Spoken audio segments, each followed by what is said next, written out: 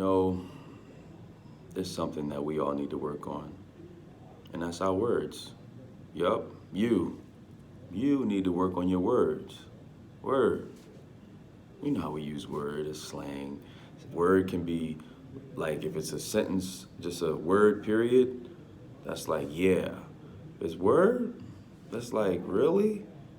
Word. You need to work on your words. You know you need to work on your words. You know there's a part of us that if somebody's coming up to us and they're being confrontational or they're angry at you and you're there and you know you have these words, you have these things that you can dig up and you can throw it in their face. We let our anger, we let our emotions get the best of us. And that's not when we're at our best. When we let our emotions get the best of us, we are not at our best at all. We're at our worst. Even though it may feel good to release that, yeah, they needed to hear that. Yep, I got them. Yep, I went in my back pocket and I got them with that. Yeah.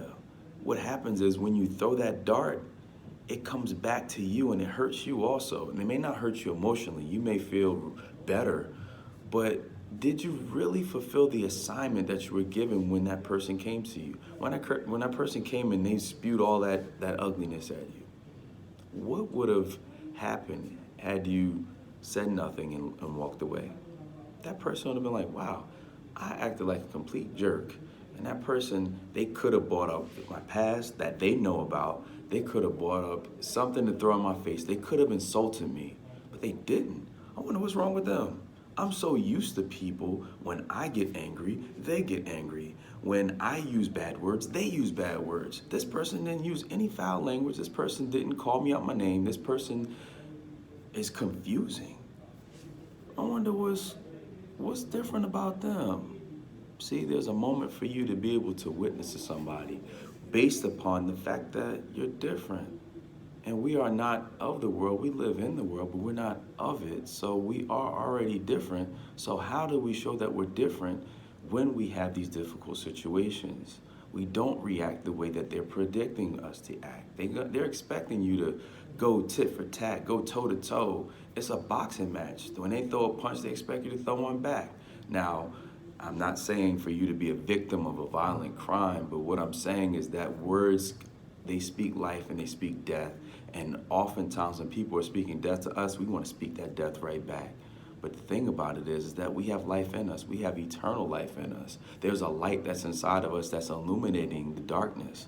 And sometimes when the darkness there's a light that shines on someone that's in the darkness, they may feel like, hey, cut that light off. Hey, get out of here with all that. Hey, all that stuff you're talking about, all that positive stuff, I don't want to hear that because I have a lot going on in my life. I have all of this crazy stuff happening in my life. And they are okay with being negative. They're okay with continually talking themselves down. But if you continually talk down to them as well, so now they're feeling down about what they're down about, and they're also being down by what you're putting them down about. So now those words that you could have used to uplift, even the silence, even all right, I can see that you don't want to talk about this. I'm open and available if you want to talk about it later, and walk away. Just that can shift someone's perspective. But someone's going to have a hard time shifting their perspective if you're going to go toe for toe with them. And you know you can go toe for toe with them. You already know this. You already know that you can. You've been there before. God's working on your mouth. God's working on my mouth. God's working on my mind. He's always working. But you don't have to show them what he's working on. You can tell them, but you don't have to put on a demonstration that's going to beat them further down into the ground. They need uplifting. And uplifting doesn't always mean that you're giving them a quotable when you talk to them. Sometimes your silence and your separation and giving them that time, giving them that space to really realize, like, man, I didn't want to hear what they had to say, but they were right. And they can come back to you, and then you all can talk about it and be better for it. But it's difficult to do when you raise your voice at them, they raise their voice at you, you both are at war, and you both are at odds. No one wins in that situation. When are we going to figure that out, that no one wins when both sides are hot? Somebody has to be cool. Cooler heads prevail. But cool heads can only prevail if there's a cool head in the equation. And the cool head can be you. Why don't you be a cool head today?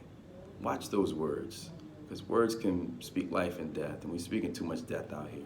Too many people are dying when we have the key to life right inside of us. This thing right here in between our mouth, our tongue, is speaking what? What is your tongue speaking right now? Life or death?